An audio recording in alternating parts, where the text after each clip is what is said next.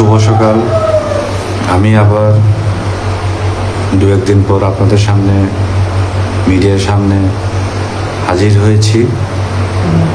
আসলে আজকে আমি হাজির হওয়ার কথা ছিল না, আমার কিছু পরিস্থিতির কারণে আজকে আমি আপনাদের মিডিয়ার সামনে হাজির হয়েছি। আমি যে বিষয়টা আমি জানাতে চাচ্ছি আপনাদেরকে, বিগত 13/5/2026 তারিখে এক্সপোর্টসের অ্যাসোসিয়েশনের মাধ্যমে যে আমাকে নিয়ে যে একটা তকমা সৃষ্টি হয়েছে, ওই তকমার যে প্রতিবাদে আমি একটা বিবৃতি আপনাদের সামনে উপস্থাপন করতে যাচ্ছি।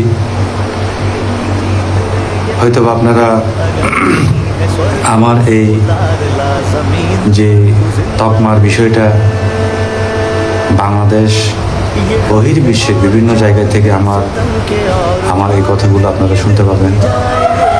আমি একজন শহীদ নিহত উপাচার্য মালমা এরিকসনের বাবা।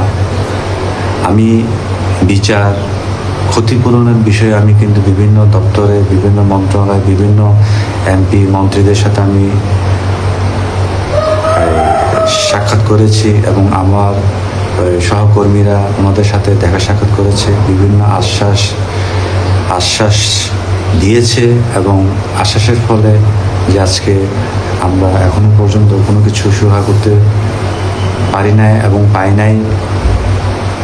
তো এইটার প্রসঙ্গে আমরা মামলা বিষয়ে যে অগ্রগতির জন্য আমরা সামনে এগিয়েছি এবং এই মামলাটা বাংলাদেশ সরকার, চিফ জুডিশিয়াল ম্যাজিস্ট্রেট আমাদের এই মামলাটা খারিজ করে দিয়েছে। তো খারিজ করে দেওয়ার পর এখন দেখা যাচ্ছে যে এক্সপোর্টসের অ্যাসোসিয়েশন কিছু সদস্যরা আমার বিরুদ্ধে, নিহত পরিবারের বিরুদ্ধে যেভাবে একটা তকমা তারা আখ্যায়িত করেছে, এটার প্রতিবাদ এবং বিবৃতি আমি আপনাদেরকে পড়ে শোনাচ্ছি। প্রথমে আমি উসাইম এবং মারমা ধন্যবাদ জানাই ভগবান ও আল্লাহকে, সাথে দলমত নির্বিশেষে বাংলাদেশের সর্বস্তরের জনগণ এবং বিশেষ করে বাংলাদেশের গৌরব উজ্জ্বল সেনাবাহিনীকে। কারণ বিগত 21শে জুলাই 2025 সালে মাইলস্টোন স্কুল অ্যান্ড কলেজ বিমান দুর্ঘটনার উদ্ধার কাজে প্রথমেই বাংলাদেশ সেনাবাহিনীর ভূমিকা ছিল সবার আগে। এই ঘটনার একটা সুস্থ সুরাহার জন্য আমি ও আমরা গত 10 মাস যাবৎ বিভিন্ন দল, বিগত সরকার, বর্তমান বিরোধী সরকার, বিভিন্ন মন্ত্রণালয়ে আমরা অবগতি করি। কিন্তু ভাগ্যের নির্মম পরিহাস, এত বড় একটা ঘটনা এখন পর্যন্ত কোনো সমাধান না পেয়ে আইনের প্রতি শ্রদ্ধা রেখে আদালতের দ্বারস্থ হয়। আদালত আমাদের আবেদন গ্রহণ করে এবং পরবর্তী খারিজ করে দেয়। এই ঘটনার শুধু বাংলাদেশ না, বিশ্বের মানুষ সবাই জানে এবং এত নির্মম দুঃখজনক ঘটনার জন্য সবার হৃদয় ছুঁয়ে যায়। কিন্তু আজকের এক্সপোর্টসের অ্যাসোসিয়েশনের সংবাদ সম্মেলনের দেখে এবং শুনে আমি ও আমরা দুর্ঘটনার ক্ষতিগ্রস্ত অভিভাবক এবং বাংলাদেশের সকল স্তরের জনগণ হতবাক হয়ে যায়। এই দুর্ঘটনার বিভিন্ন সামরিক বাহিনীর কর্মরত এবং অবসরপ্রাপ্ত অভিভাবকের সন্তান আহত এবং নিহত হয়।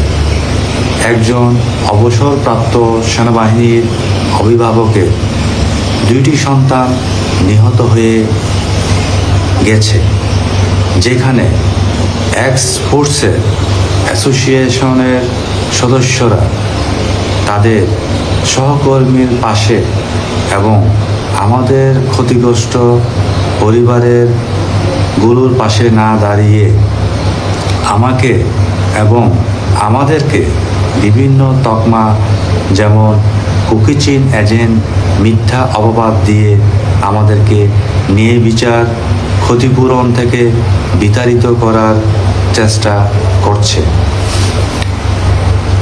এটা অত্যন্ত দুঃখজনক, ঘৃণিত এবং লজ্জাজনক। তাদের উদ্দেশ্যে আমি বলতে চাই, তারা কি মানুষ না অমানুষ?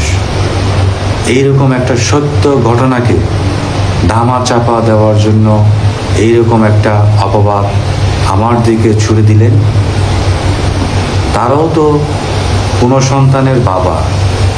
আপনাদের সন্তানের এই অবস্থা হলে আপনারা কি করতেন? আমরা কোনো বাহিনীর মনোবল ভাঙার উদ্দেশ্য নয়। আমি এবং আমরা কোনো বাহিনীর বিরুদ্ধে মামলা করতে যাইনি। বাহিনীর কিছু সংখ্যক লোকের কর্তব্যের অবহেলার জন্যে এই দুর্ঘটনা হয়। তাদের বিরুদ্ধে ব্যবস্থা নেওয়ার জন্য আমরা আইনের দ্বারস্থ হয়েছি, যাতে ভবিষ্যতে এর পুনরাবৃত্তি না হয় এবং আমাদের মতো কোনো পিতা মাতা সন্তান হারানোর ব্যথা নিয়ে বেঁচে থাকুক। এটা আমরা চাই না। এটা হারানো কত যে ব্যথা, কত যে কষ্ট, যা কারো না হারালে সে কখনো বুঝবে না। যার যায় সেই বোঝে। আসলে আমাদের কালোকে কালো বলতে হবে, সাদাকে সাদা বলতে হবে। সত্যকে মিথ্যা দিয়ে ঢাকার চেষ্টা করবেন না। সত্যের পাশে এসে দাঁড়ান। হয়তোবা টাকার প্রলোভে বা শক্তির কাছে মাথা নত করে একটা সত্য ঘটনার বিরুদ্ধে আপনারা অপপ্রচার চালাচ্ছেন। একদিন এই দুনিয়ায় থেকে আপনি এবং আপনারা চলে যাবেন। সেখানে আপনাকে ভগবান আল্লাহর কাছে জবাবদিহি করতেই হবে আপনাদের। বাংলাদেশের জনগণ আপনাদেরকে ক্ষমা করবে না। আমাকে যে অপবাদ দিচ্ছেন, এইটা কি প্রমাণ আছে আপনাদের কাছে? প্রমাণ থাকলে আপনারা জনগণের সামনে উপস্থাপন করেন। আমি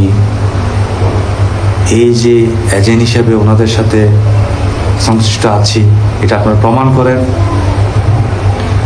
আমরা ক্ষতিগ্রস্ত পরিবার এবং বাংলাদেশের জনগণকে তা জানাতে চাই, বাংলাদেশের মানুষ এখন আর বোকা না, তা সব বুঝে।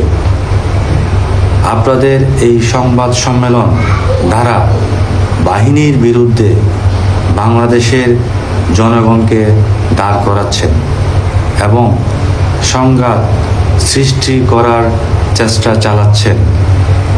আমি এবং আমরা বাংলাদেশের সরকারকে বলবো, যারা আমার বিরুদ্ধে এই ধরনের অপপ্রচার, মিথ্যা অপবাদ দিচ্ছে, তাদেরকে তদন্তের মাধ্যমে আইনের আওতায় আনা হোক এবং বাংলাদেশের জনগণের সামনে তাদের মুখোশ উন্মোচন করে দেয়া হোক, এটাই আমার প্রত্যাশা। এবং পাশাপাশি আমি বাংলাদেশের গণপ্রজাতন্ত্রী বাংলাদেশ সরকারের মাননীয় প্রধানমন্ত্রী প্রতি আমার আকুল আবেদন থাকবে যে আমাদের এই মাইলস্টোন ট্র্যাজেডির যে ঘটনা, যে বিষয়টা হস্তক্ষেপ করে আমাদের সুস্থ সমাধান জীবনযাপন চলার মতো শারীরিক সুগঠিত মানসিক প্রশান্তি, যাতে আমরা সুখে শান্তিতে থাকতে পারি, আমরা এই আশা ব্যক্ত রাখি মাননীয় প্রধানমন্ত্রীর উপর। আপনার হস্তক্ষেপ অবশ্যই কাম্য। আপনি হস্তক্ষেপ করলে আমাদের সব সমস্যার সমাধান সব দূর হয়ে যাবে, এটাই আমাদের প্রত্যাশা। ধন্যবাদ সবাইকে।